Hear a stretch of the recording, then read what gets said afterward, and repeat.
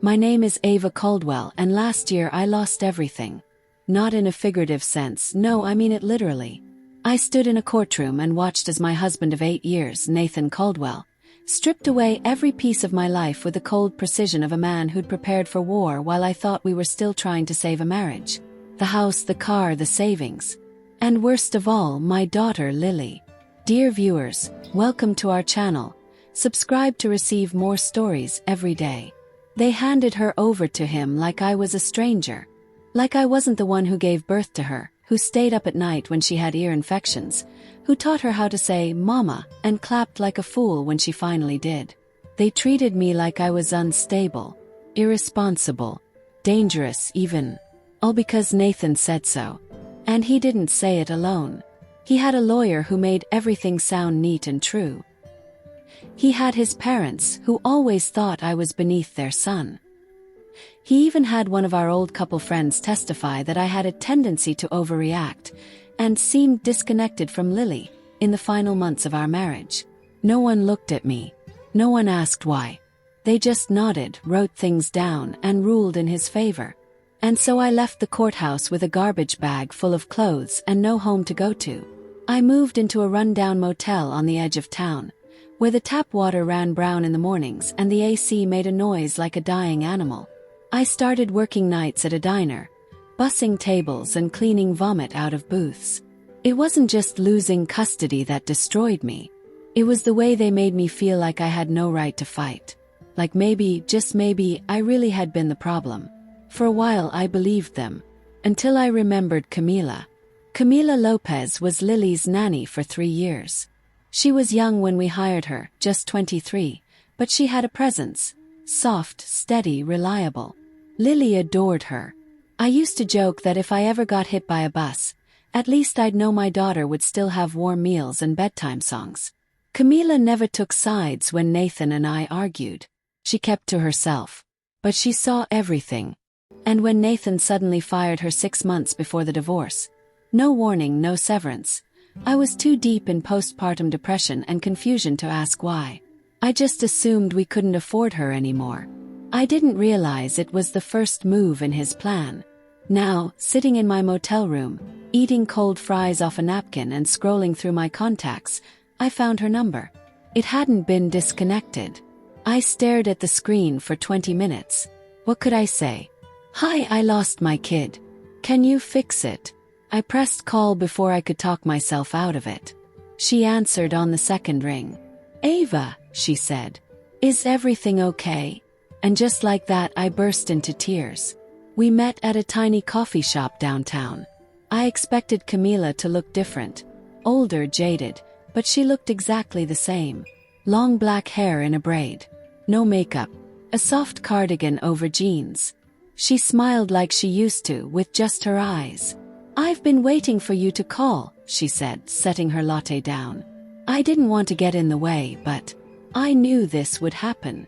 What do you mean? I asked, voice still hoarse from crying. She reached into her bag and pulled out a small black pouch. Before Nathan fired me, things got strange at the house. He was on edge all the time, locking doors, keeping files in the safe. One night, I heard him on the phone talking to someone about removing liabilities. I started documenting things. Just in case. My heart thudded. Documenting? Yes. How? She unzipped the pouch and took out a flash drive. I installed a nanny cam in the nursery. For Lily, but also for you. I didn't want to believe what I was hearing, but the more I watched, the more I realized Nathan was planning something. I didn't know it would go this far. I stared at the flash drive like it might explode. You kept this all this time. I didn't know what else to do, she said quietly. I didn't think I had the right to interfere. But then I saw the custody ruling in the paper. That night, I backed everything up and wrote a letter to a lawyer I know. I just never sent it. She pulled an envelope from her bag. Inside was a handwritten letter and a business card. Olivia Hartman, I read aloud. Family law. She helped my cousin get custody of her daughter from an abusive ex, Camila said. She doesn't work with everyone. But if you show her the footage, she'll listen. That night I didn't sleep. I watched the footage. Every second of it. Nathan talking on the phone about depleting her account first. Nathan forging a document at the kitchen table. Nathan coaching his mother on what to say about me. And worse. Him yelling at Lily behind closed doors when he thought no one was watching. He had crafted his lies carefully, but in doing so, he'd left behind a trail. Camila had caught it all. The next morning I called Olivia Hartman. Olivia met me in a quiet office lined with legal books and soft lighting. She was in her late 40s, wore no jewelry except a wedding band, and had the kind of calm intensity that made you sit up straighter just by being in the room. I told her everything. The divorce, the ruling, the motel tapes. She watched in silence. When the last clip finished, she leaned back, folded her arms and said, "We're reopening the case." And blinked. "Wait, you can do that?" "Yes," she said. "Especially with newly discovered evidence. But you need to be prepared. This is going to get ugly. He's going to come for you hard. You ready for that?" I didn't even hesitate. "Yes." "Then let's begin." The first step was filing a petition to reopen the custody case. Olivia worked fast. Within a week, we were in front of a judge, asking for emergency review. Nathan didn't even show up, just sent his lawyer with a smirk. They didn't know what we had. The judge reviewed the footage in chambers. By the time we left court, we had a new hearing date, and an order for Nathan to appear in person. Olivia told me, "He's going to get scared. Expect pushback." He didn't just push back. He exploded. That night I got a knock on my motel door. It was a process server. Nathan had filed for full parental termination, claiming I was harassing the family and emotionally destabilizing Lily's environment. He even claimed I was stalking them. But he made a critical mistake. He assumed I was alone. Olivia hit back immediately, with counterfilings, a motion to suppress his evidence as fabricated, and a request for supervised visitation until the case concluded. The judge granted it. Nathan was furious. I saw him again for the first time in months, at the visitation center. He walked in wearing a tailored suit, jaw clenched, confidence leaking from his every step. But when he saw me sitting across the room with Olivia by my side, his mask cracked, just for a second. "You have no idea what you've done," he muttered as he passed. "I think I do," I said quietly. And when Lily ran into my arms, confused but smiling, it took everything I had not to break down in front of her. She smelled like apple shampoo. She was taller. Her words came faster, her hair longer. But she was still mine. And I wasn't leaving again. Visitation was only once a week. Supervised. Controlled. But for me, each hour with Lily felt like light cracking through a long, dark tunnel. She was only 5. Too young to understand the word custody, but old enough to sense something was wrong. She asked questions in whispers. "Mommy, why did you leave?" I held her tighter than I probably should have and whispered, "I never wanted to. I missed you every single day." She nodded like a child who didn't quite understand, but trusted anyway. What she didn't know, and what I didn't tell her yet, was that I wasn't just visiting. I was fighting. And this time I wasn't alone. I had Olivia, had Camila, and I had something Nathan had never counted on, the truth. Olivia worked like a surgeon, precise, methodical, and always 3 steps ahead. She subpoenaed Nathan's bank records, requested his email history, and dug into a company he'd quietly formed 2 months before filing for divorce. It was called Caldwell Future Holdings, LLC. On paper, it looked like a generic investment shell. But Olivia's forensic accountant traced over $270,000 in unexplained transfers, money siphoned from our joint account just before he filed. He'd funneled it into that company, then reported that I had emptied our savings. I hadn't touched a dollar.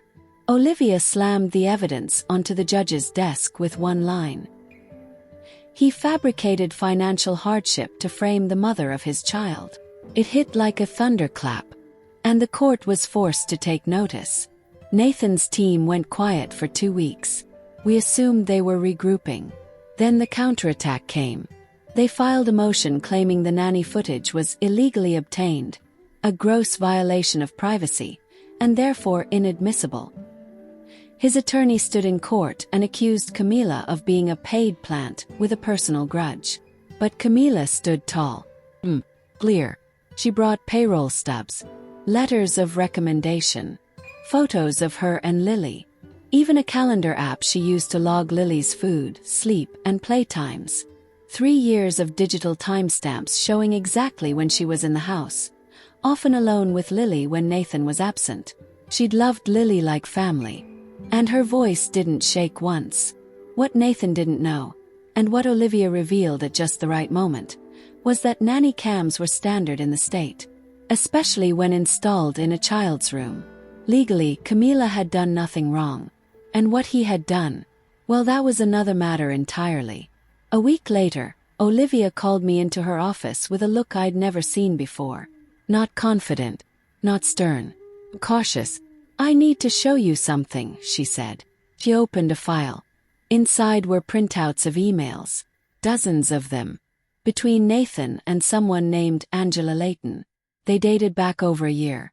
Some were about money, some were about Lily, but the most disturbing thread, a plan to file a restraining order, months before the actual separation, claiming I had abandoned my maternal duties and suffered from psychotic breaks. There were drafts of court statements, statements written before anything had even happened. The entire custody case had been a setup, scripted like a play. The witnesses, rehearsed. The documents, prepared ahead of time. I asked, "Who's Angela Layton?" Olivia tapped the folder. "She's a licensed therapist. But she's not yours. She's Nathan's, his old college girlfriend. And she wrote the mental health assessment used to discredit you in court." My stomach dropped. "She never evaluated me," I whispered. "I know. That's why we're filing criminal fraud charges." But just as momentum swung in our favor, Nathan retaliated again. One afternoon, I returned to my motel room to find the door wide open. The lock was broken, my clothes scattered, my flash drive gone. Froze. Not because of the loss. Olivia already had copies. But because someone had broken in knowing exactly what they were looking for. There were no electronics stolen. No cash taken. Just that one flash drive and the envelope with Camila's original note. It was a message, and I got it loud and clear. 2 days later, I received a letter in the mail with no return address. Just one sentence, typed in blocky font. "You were warned." I brought it to Olivia immediately. She sighed, pinched the bridge of her nose and said, "This is what abusers do. They escalate when they lose control. But this works in our favor." "How?" I asked, still shaking. "Because it shows desperation. And the judge will see it for what it is. Intimidation." She was right. At the next hearing, Olivia requested a temporary restraining order against Nathan. Not just for me, but for Camila too. When the judge reviewed the motel break-in police report, the anonymous letter, and the disappearance of the flash drive, he didn't hesitate. Restraining order granted. Court-supervised drop-offs only. And a warning to Nathan. Any further interference would lead to contempt charges. He looked shaken for the first time. But Olivia wasn't done. She called our next witness, Nathan's former paralegal. A woman named Tara who had worked with his divorce attorney during the first trial. Turns out, Tara had quietly quit just after the original ruling. And she had a reason. "I came forward because I saw documents in Nathan's file that didn't match what was entered into evidence," she said under oath. There were 2 versions of Ava's financial affidavit, one with expenses that seemed real, and one that was doctored. I wasn't allowed to question it. "Did you say anything to your employer?" Olivia asked. "I was told to drop it. So I left." "And why are you coming forward now?" Tara looked directly at me. "Because I have a daughter. And I couldn't sleep knowing what he did to you." The courtroom fell completely silent. That was the turning point. The judge ordered a formal audit of all documents used in the original trial. He reopened the custody portion in full. And he requested an independent child psychologist to evaluate Lily's current emotional well-being. It was the first time since the nightmare began that I saw a sliver of light. Nathan's team tried everything to delay the process. Extensions, procedural motions, petitions for dismissals. But nothing worked, because behind them, the truth was unraveling like a cheap suit. Camila and I spoke daily now. She had become my anchor. "You're not crazy," she told me. "You never were." Some nights, I still cried myself to sleep. I still felt the weight of failure. The shame of ever loving a man who could do something like this. But I also began to feel something else. Stronger than guilt. Stronger than fear. Resolve. Because I was no longer Ava the victim. I was Ava the mother. Fighter. The woman who was going to take back everything that had been stolen. And then Olivia told me something that froze my blood. "Nathan's being investigated now for perjury." "But there's more," she said. "What more?" "We believe he had someone forge your signature on the property transfer for the house. That's felony fraud. If we can prove it." I finished her sentence. He loses everything. There's something surreal about walking back into the same courtroom that once tore your life apart. This time, not as the defendant, not as the accused, but as the storm that's about to turn everything upside down. I wore the same black blazer I'd worn during the original custody hearing. Only this time I wore it like armor. Beside me sat Olivia, calm and ready. Across the aisle was Nathan. His smirk replaced with a twitch in his jaw. His once impeccable suit looked off, creased at the shoulder, collar slightly askew. He looked like a man who wasn't sleeping well. But the hearing began with formalities, but it didn't stay quiet for long. Olivia presented the case like a conductor guiding an orchestra, deliberate, relentless, and building in intensity. First came the financial audit. The court-appointed forensic accountant took the stand and confirmed what Olivia had uncovered. Over $270,000 siphoned from joint accounts and hidden in a shell company. False claims of Ava's irresponsible spending as justification for freezing her assets. A backdated property transfer with a signature so poorly forged it was almost laughable when shown side by side with my actual one. The judge's eyebrows lifted higher with each revelation. Nathan's attorney tried to object.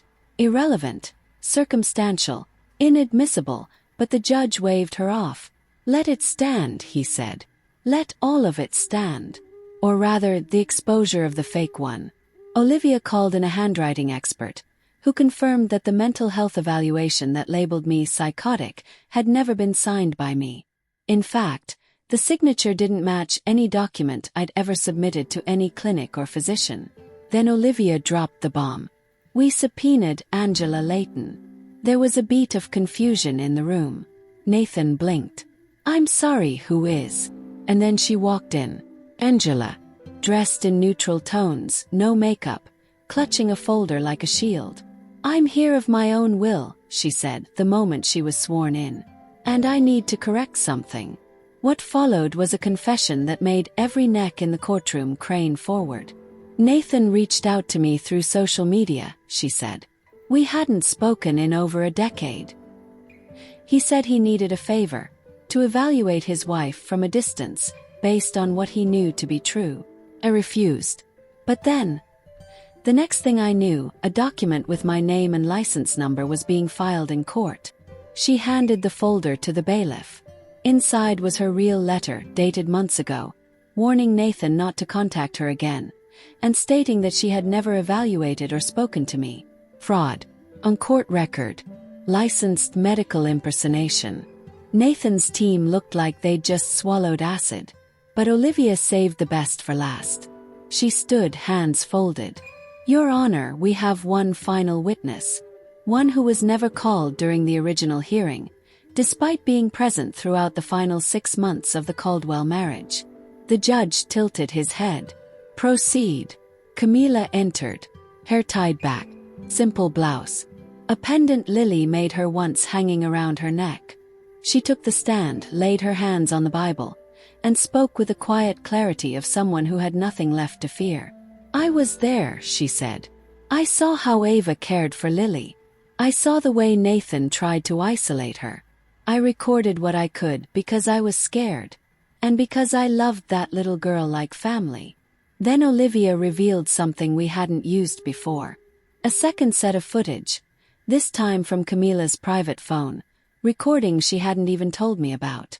One clip showed Nathan screaming into the phone about how he was going to make Ava pay for making him feel small.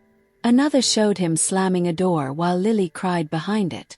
Third, him admitting while pacing the kitchen alone that a few forged signatures wouldn't matter if Ava lost her mind first. The courtroom was dead silent, and in that moment everything turned. The judge recessed for 2 hours to review the material. I sat in the hallway, hands shaking. Then Olivia walked out, phone in hand, face unreadable.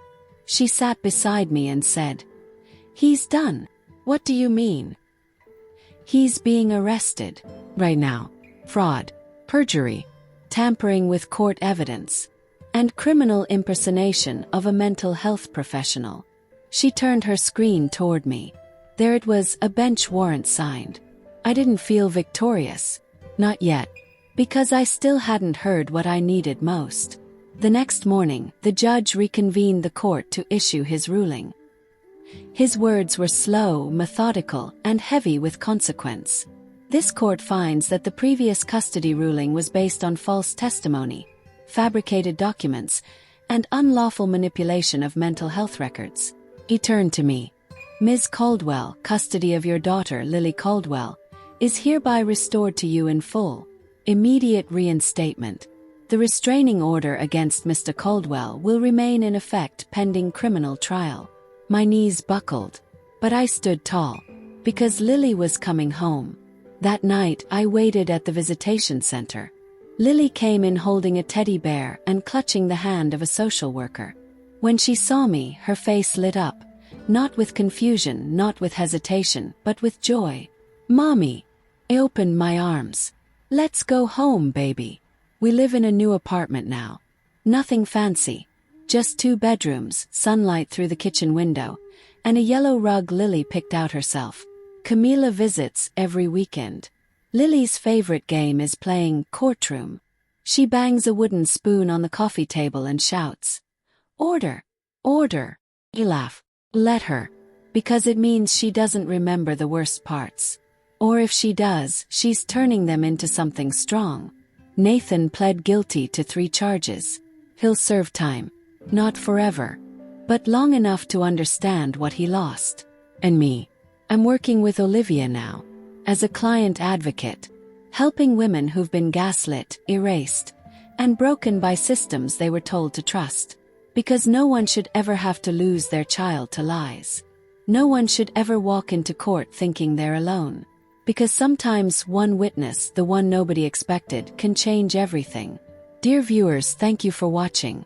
If you like this story, please subscribe to our channel to receive more stories every day. Share with us what you think of this story and tell us where you're watching from.